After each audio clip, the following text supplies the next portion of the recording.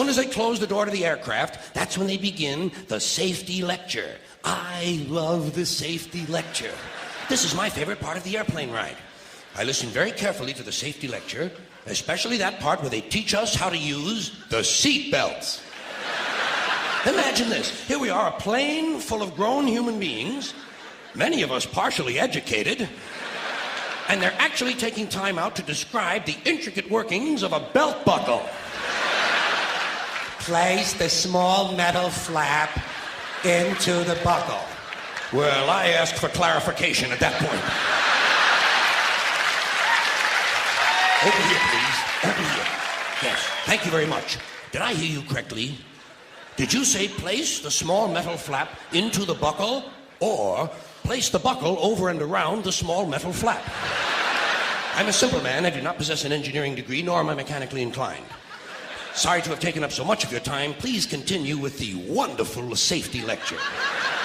Seatbelt. High-tech shit. The safety lecture continues. The next thing they do, they tell you to locate your nearest emergency exit. I do this immediately. I locate my nearest emergency exit, and then I plan my route. You have to plan your route. It's not always a straight line, is it? Sometimes there's a really big fat fuck sitting right in front of you.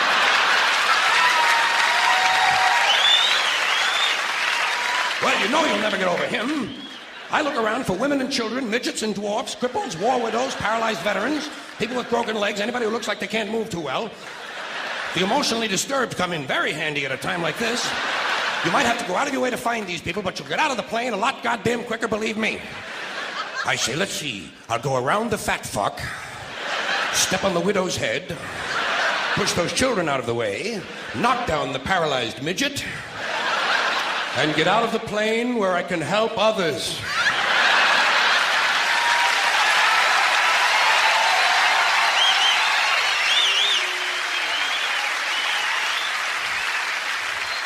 I can be of no help to anyone if I'm lying unconscious in the aisle with some big cocksucker standing on my head.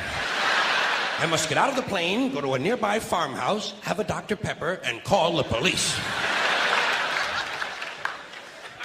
The safety lecture continues. In the unlikely event... This is a very suspect phrase, especially coming as it does from an industry that is willing to lie about arrival and departure times. In the unlikely event of a sudden change in cabin pressure. Roof flies off.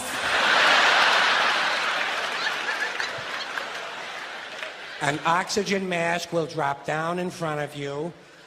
Place the mask over your face and breathe normally. Well, I have no problem with that. I always breathe normally when I'm in a 600-mile-an-hour uncontrolled vertical dive. I also shit normally. Right in my pants!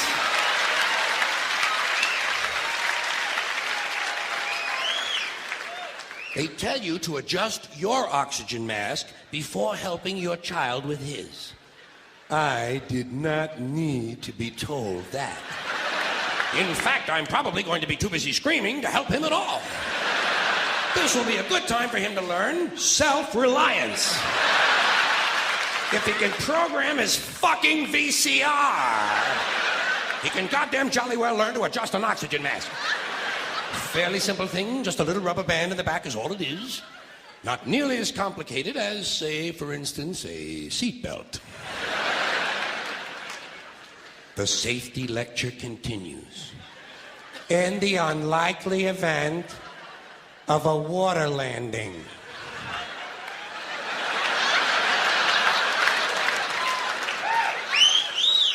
Well, what exactly is a water landing? Am I mistaken, or does this sound somewhat similar to crashing into the ocean?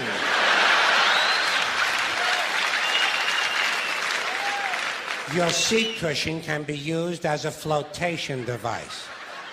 Well, imagine that. My seat cushion. Just what I need to float around the North Atlantic for several days, clinging to a pillow full of beer farts.